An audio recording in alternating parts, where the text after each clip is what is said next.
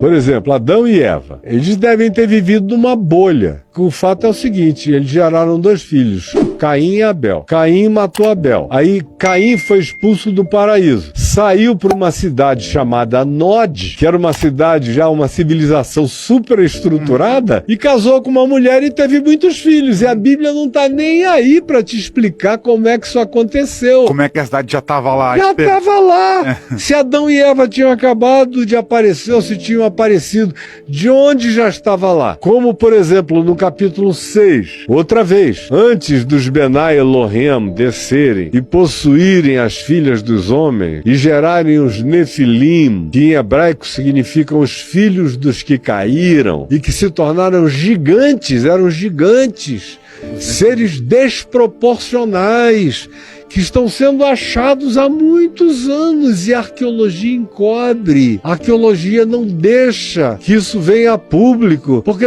dá um trabalho danado reescrever a história humana inteira. Esse pessoal é preguiçoso, é conservador, é ortodoxo. Eles sentam em cima dos grandes achados arqueológicos, só que chegou uma hora em que não vai ser mais possível. E essa hora chegou. Todos os mitos dos povos contam a mesma história, só que a antropologia do século XX, na presunção positivista, racionalista do século XX e do século XIX, dizem, não, isso é só mito da ignorância desses povos. Eles inventaram, agora, não se comunicaram e inventaram tudo, coisas absolutamente iguais, sem Pangeia, já separados por oceanos intransponíveis, contaram as mesmas histórias, idênticas. E diz lá o texto de Gênesis, ora, naquele tempo havia gigantes na terra. E também depois que os filhos de Deus possuíram as filhas dos homens e com elas geraram os nefilins, que eram os gigantes. O texto de Gênesis diz que eles corromperam toda a criatura que rastejava sobre a face da terra, fizeram todos os experimentos possíveis na terra, no mar, onde quer que eles tenham encontrado criaturas vivas, eles as desconfiguraram. Aí é onde o livro de Enoque, que devia estar na nossa Bíblia, mas não está, foi uma decisão lá do imperador Constantino deixar de fora, mas está na Bíblia dos etíopes.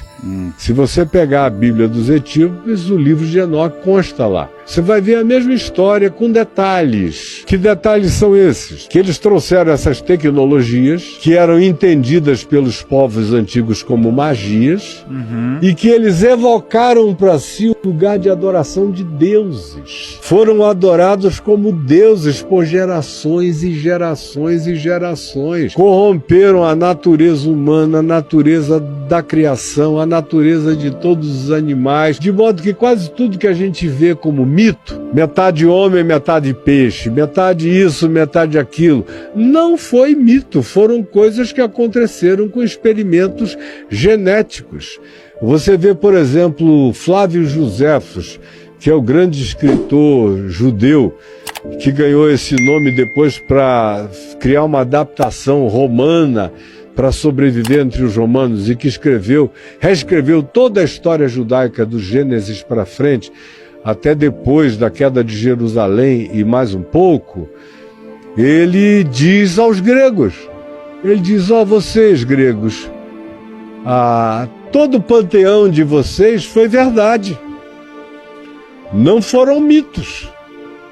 E ele diz, são os seres descritos em Gênesis, no capítulo 6, da fusão dos Benai Elohim com as filhas dos homens.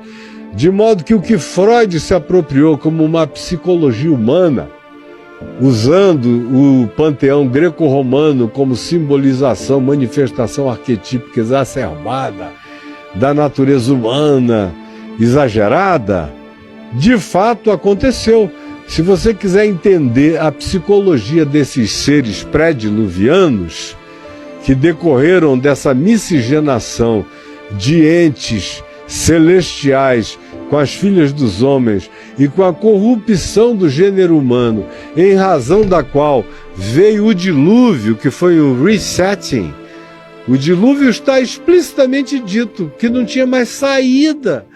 Se a humanidade, ou o que tinha restado da humanidade, continuasse daquele jeito, tinha acabado tudo há muito tempo atrás.